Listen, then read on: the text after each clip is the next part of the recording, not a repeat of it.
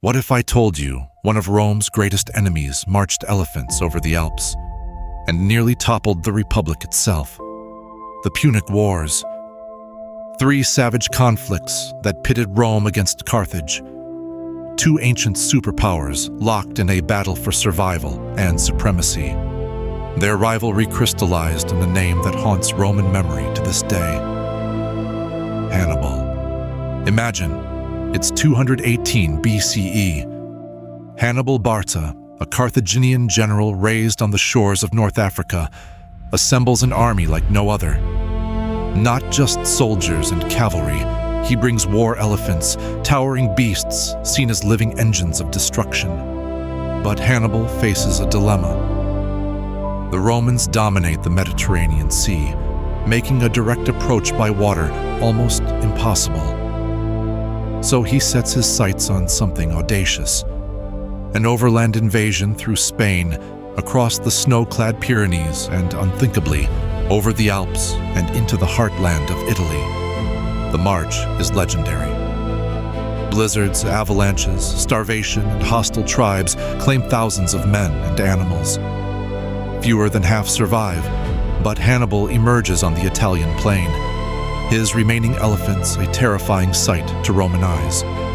You might expect Rome to crush this invader instantly, but the unthinkable happens. At Trebia, Lake Trasimene, and then Cannae, Hannibal's smaller force stuns the world. At Cannae, he destroys an entire Roman army, up to 50,000 dead in a single day. Romans called it annihilatio, total destruction. On the battlefield, Hannibal is a genius. He encircles the Romans, trapping them in a living ring of steel. For years, Roman parents hush crying children with tales. Hannibal is at the gates. Yet, Hannibal faces a problem even he can't solve: how to turn battlefield victories into final triumph. He hopes Rome's Italian allies will abandon the Republic. Some cities defect, but not enough. Rome, wounded but unbroken, refuses to surrender. The Senate adopts a radical plan. Instead of facing Hannibal directly, they wear him down with guerrilla tactics, the so-called Fabian strategy. Roman commanders avoid pitched battles, harass his supply lines, and target Carthage's overseas territories. While Hannibal stalks Italy, another Roman, Scipio Africanus, invades Spain, then North Africa, forcing Carthage to summon Hannibal home. The 2 generals finally clash at Zama in 202 BCE. Here, Scipio outmaneuvers Hannibal's war elephants, seizes victory, and ends the Second Punic War. Carthage is left humbled, but not destroyed. But let's rewind. How did this rivalry begin? It starts with the First Punic War, over 100 years of grudges. Rome and Carthage, both expanding, stare each other down across the waters of Sicily. The First Punic War drags on for 23 years, the longest naval war of the ancient world. Rome, not traditionally a naval power, adapts by reverse engineering Carthaginian ships. They develop the corvus, a brutal boarding bridge. Roman infantry turns sea battles into land fights. Victory comes slowly, but when it does, Carthage pays a stiff price. Sicily, Sardinia, Corsica, and a massive indemnity. Enter Hannibal, whose father, Hamilcar Barca, had fought Rome and raised his son, swearing eternal hatred for their rival. Hannibal's obsession becomes existential. The very survival of Carthage is at stake. His legacy is more than just elephants and cunning tactics.